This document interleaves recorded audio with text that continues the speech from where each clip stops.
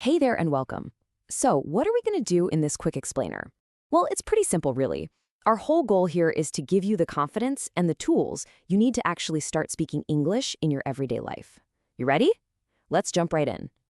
So, let me ask you something. Does the idea of starting a conversation in English make your palms sweat a little bit? Maybe you start worrying, what if I make a mistake? Or what if I can't find the right word? Believe me, that is a super common feeling for new learners.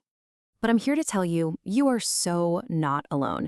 That feeling is 100% normal. And today, we're going to walk through some really simple, really effective steps to help you get past it and start speaking with a bit more confidence. Okay, let's talk about the big challenge. See, the first hurdle isn't about knowing every single word in a dictionary. Nope. The real challenge, and the one we're going to tackle first, is just building up the confidence to begin speaking in the first place. All right, so let's get into your very own practice toolkit. First up, try to find a language partner. This is just amazing for getting that real-time feedback. Second, use some language apps. They're great for quick, fun exercises you can do anywhere. Third, and this one might feel a little weird at first, but trust me, record yourself speaking.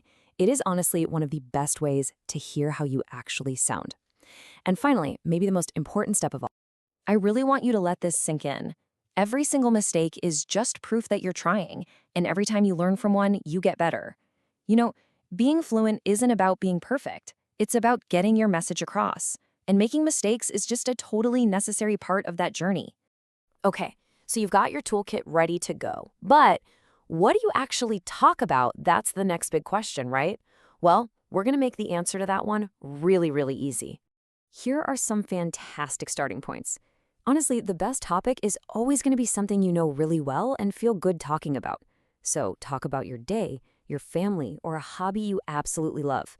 You don't need complicated subjects. You just need stuff that's personal to you. Just pick one from this list and try building a few simple sentences. All right, next up, let's go over a few quick tips. Now, I don't want you to think of these as mistakes you need to fix. Nope. Think of them more like little upgrades, simple adjustments that will make you sound way more natural and, you guessed it, really boost your confidence. Let's start with the really common mix-up, fun versus funny. It's actually pretty simple when you break it down. Fun is something you enjoy doing, like a trip or a party. Funny is something that makes you laugh out loud, like a good joke or a comedy movie.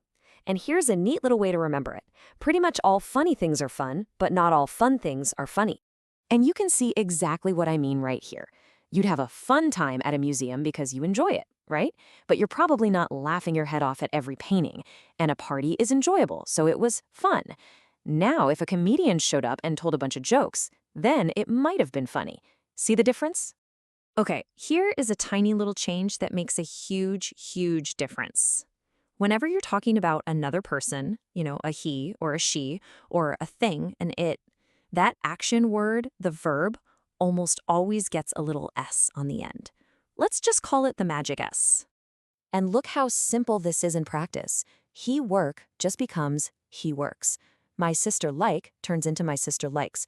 Just remembering this one tiny letter will instantly make your sentences sound so much more correct to a native speaker.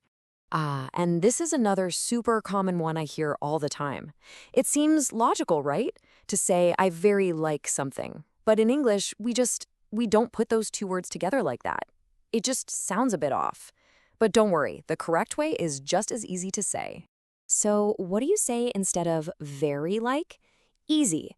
Just swap very for really. I really like pizza. It has that same strong meaning. Or you can add the emphasis at the end of the sentence and say you like something very much. Both of those sound perfect and completely natural.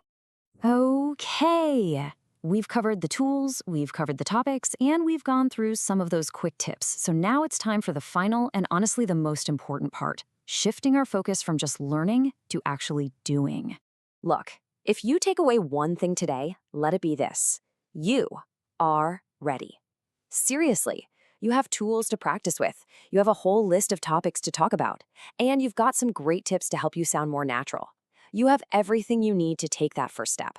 So I'm going to leave you with a question, a challenge really. Think back to that list of topics we talked about. Your favorite food, your family, your daily routine. Just pick one. What will your first conversation be about? The time to start is right now. You've got this.